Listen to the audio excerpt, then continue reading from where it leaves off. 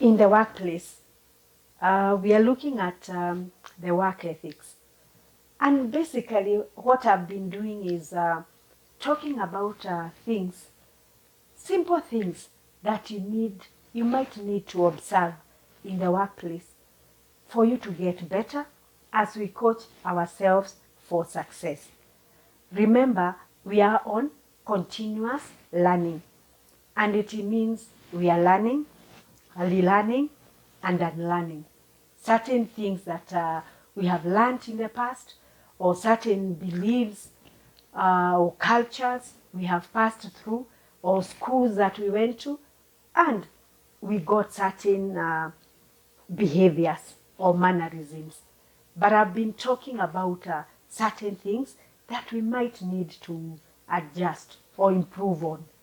And I'll be looking at honesty, building an open and honest culture in the workplace.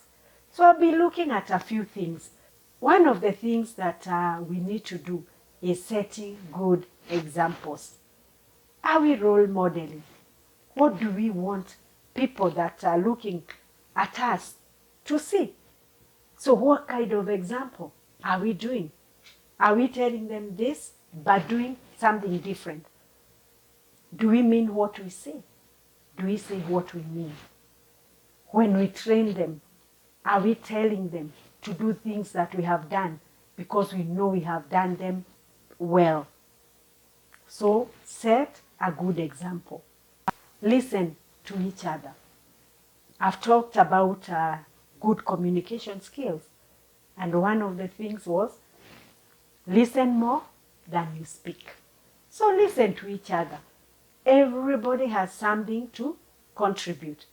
Remember, when we are hired to fill certain gaps. There must be something that the hiring manager saw in us. So when we are in a workspace or workplace, let's listen to each other.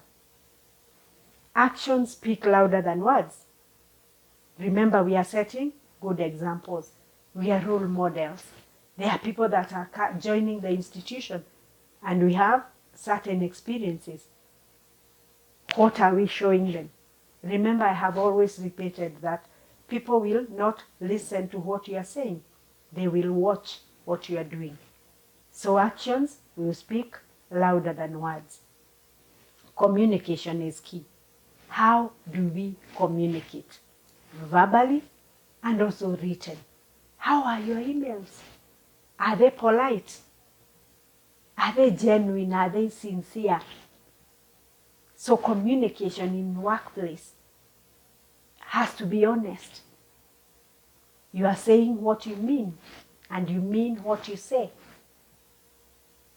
So as we build an honest culture, communication is key.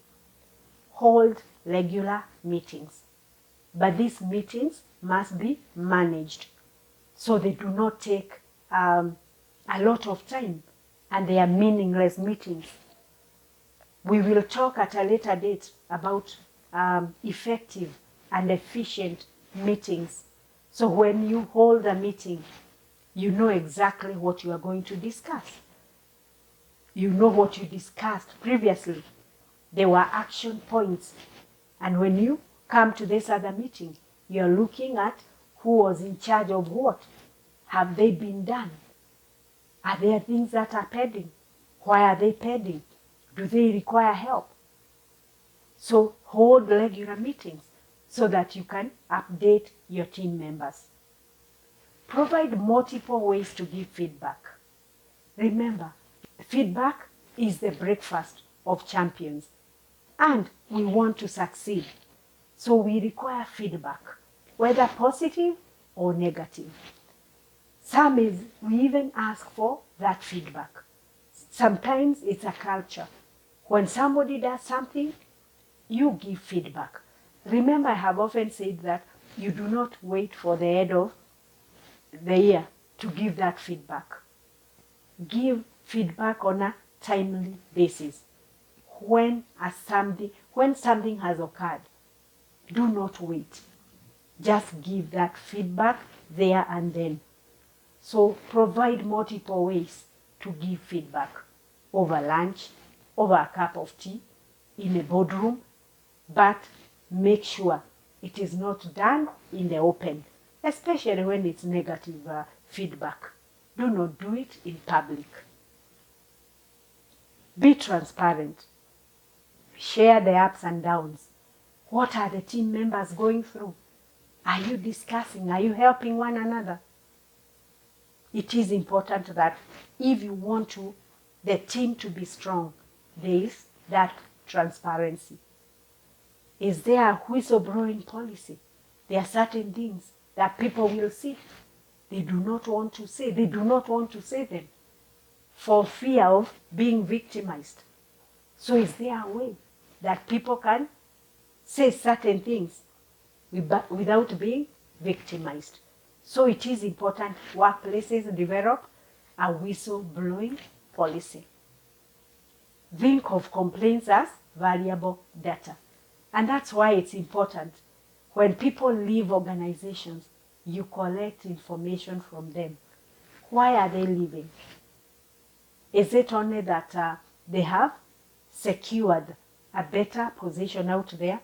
Or have they left because there are things that we did that they did not like?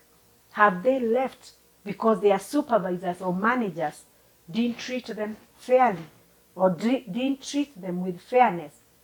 Have they left because they were not promoted when they required to be promoted, or they didn't have a salary increase when others were being given? So it is always good to look at complaints as valuable data. Look at that data. Look at the complaints. What are people talking about? What are they complaining about? Lastly, do not bury your head in sand. Always make sure you listen in. Whatever is being discussed, it is good that you listen. Make sure that there is that transparency. You are listening, and you are talking less than you listen. Because when you listen, you'll get better ideas, you'll listen to everyone, and everybody's idea will be considered. Thank you for listening. If you are new here, remember to like, share, and comment. And don't forget to subscribe to the channel so you are notified anytime we post such content. Thank you. See you in my next video.